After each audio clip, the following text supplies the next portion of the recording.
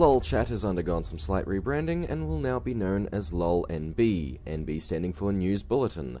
I hope you can still enjoy the show. Greetings and salutations and welcome to LOLNB. I'm your host Artema, and this week we'll be trying out a slightly different format. Without any further ado, let's get straight into the news. The Karma relaunch, long awaited, is moving into PBE and is probably there already. And whilst I haven't been keeping a close eye on it, I am very interested to see what they do with Karma, and as soon as she comes out into the real game, I will be taking a look and analysing exactly what they've done and whether or not I like it. I do love the original Karma design and thought she was a very unique champion, and I'm worried that maybe she'll lose some of her charm. But maybe she won't, so we will see when the time comes. The upcoming champion Zac, the secret weapon, has been revealed with a few teasers beforehand, and whilst I did keep a track of the teasers and liked where they were going, I haven't really thought much into how Zac will play as a champion. I've, of course, read the article, but little more than that. I prefer to defer my judgment until after a champion's released, before crying OP or underpowered. I'm not really sure, but he looks like a really cool champion, a very fun one, so I think I will like him. And the last major piece of news, patch 3.04 has been released, bringing changes to Elise, Janna, Jarvan 4, Nami, Singed, Taric, a great deal of items, and then a little bit of Rune Spectator mode and general patch content. Now, I don't like... automatically, I don't like the changes to Singed. I feel they were not warranted. But at the same time, a lot of people have argued to me successfully that maybe they were. Maybe some of the changes are important. I'm not really happy about it as a Singed player, but in general, it shouldn't have a massive impact beyond what Season 3 has already done to Singed, so I'm not going to complain too loudly about these changes. Everything else looks quite warranted, and of course, every patch change that is major has been justified by Riot Games themselves, so I'm not really going to complain about a patch. Patches are never a good thing or a bad thing, they are simply a change in the game. Now, this next segment is called Breaking Bronze, and is the tips and tricks of how you can get yourself out of the Bronze League of Legends, and up into the higher areas where I know all of you feel that you should be. No one actually believes that they're a Bronze player unless they've been stuck in Bronze 5 for about 200 games. My first tip for breaking Bronze is building. Learn to build yourself. Don't learn to copy other people's builds.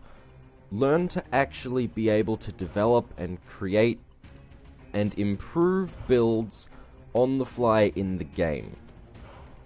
This is something that can't be taught. And, well, maybe you could teach it, but I don't know how. You need to take the time to learn all the items. Don't do it statistically. Don't go, these are all the items and learn it rote learning.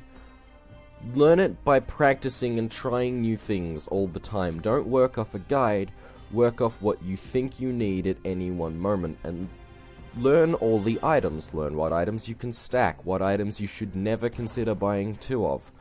Learn how cost effective certain items are. Work out what you need so that you can work out what you need when you need it. This next segment is called Summoner Questions, and is of course where summoners send in questions to be answered by myself. Our first and only question this week is from Kamenko Man. What's your opinion on LoL having over 100 champions, and should it stop or keep going? I think definitely it should keep going. Riot, for the most part, hasn't had too much overlap. There's a little bit where some champions feel like other champions, or some abilities feel like other abilities. There's always going to be that because there's only 5 or 6 different ways abilities are cast.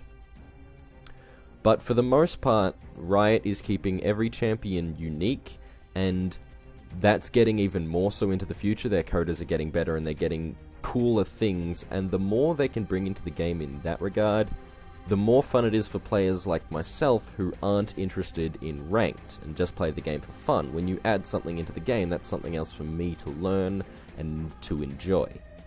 So no, I don't think they should stop, but if it ever feels like champions are just rehashes of old champions, then at that point they must stop immediately, because there's no longer a point in it. I'm now going to take a moment to talk about some of the current skins on sale. A little bit of a buyer's guide to see if there's anything that I can recommend for you. First skin on sale this week is Tempest Jana. Tempest Jana is a little bit meh. It's one of the classic skins. It's been around longer than I have, and I've been around a while. So it's one of the skins that doesn't have too much effort put into it, but of course that has changed in recent years. It's been improved, if I remember correctly, but it's still a fairly average skin. No criticism to it, but it could still be better. The next skin on sale at the minute is the Battle Regalia Poppy, which is... it's a nice skin. Poppy doesn't have too much going for her except Space Marine Poppy, but it's not bad. It's not overly impressive in my opinion, but it's not too shabby. If you want to make your Poppy look a bit nicer, a bit slicker, this is the skin for you. And our last skin on sale, my personal recommendation for this week's skin sale, is the Outback Renekton. Being from Australia, I can quite appreciate any Crocodile Dundee joke, and making Renekton from alligator to crocodile is certainly a good move. It looks good, it has a nice hat. Sure, there are possibly, in some people's opinions, better Renekton skins, but I don't think so. I think this is the best of Renekton. That's all there is to it, ladies and gentlemen. This is the skin you want out of this week's sales.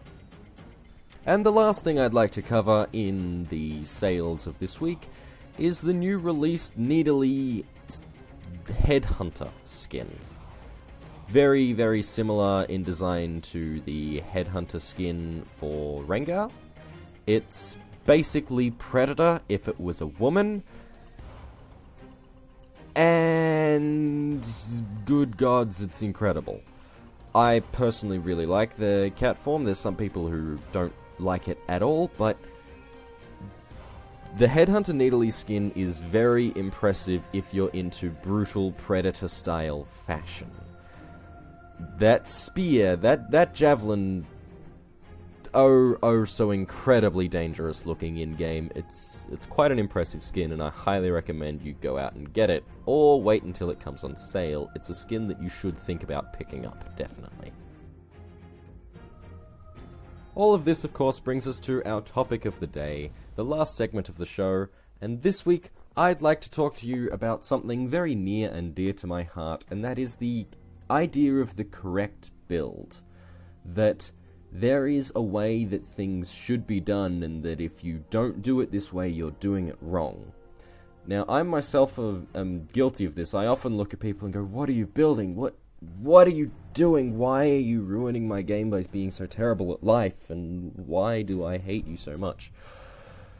And it can be small things like building magic resistance on a damage-based champion early on, or building a Warmogs on Katarina as her first item. But the fact of the matter is, there is no wrong build, and there's... Okay, that's a lie. There are wrong builds. You can build AP on champions that don't get anything from the AP stat whatsoever. But even then, if you're getting that AP to build Triforce, that's valid. Or can be. It's just, you've got to be open-minded about builds in general. Sometimes what you don't think is right is actually what's right in that particular game, or for that particular player. You don't know if they've got a plan. And You can easily find out. Ask them. Don't be a dick about it. Don't go, why the fuck are you building a Heart of Gold on a champion in Season 3 when that item doesn't exist and therefore would theoretically have 0 stats? I don't know. But there's not a way to be wrong in League of Legends in building something unless you're not getting anything from it. Consider the possibility that maybe they've got a plan. Maybe there's something that they want to have that you haven't considered yourself, and that may be better than anything else that you've ever seen or considered, or just more situationally relevant. There's no perfect build in League of Legends. That's just the fact. There's no perfect build, and there's no wrong build. Unless you're building full AP Talon. That's really all I can say about this.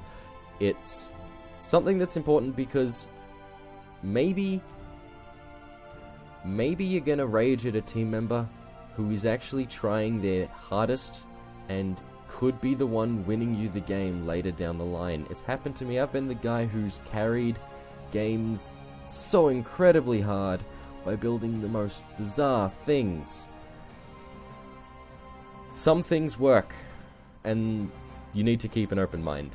That has been my topic of the day. It's a bit of a public service announcement. Don't rage at your team too much, fellas.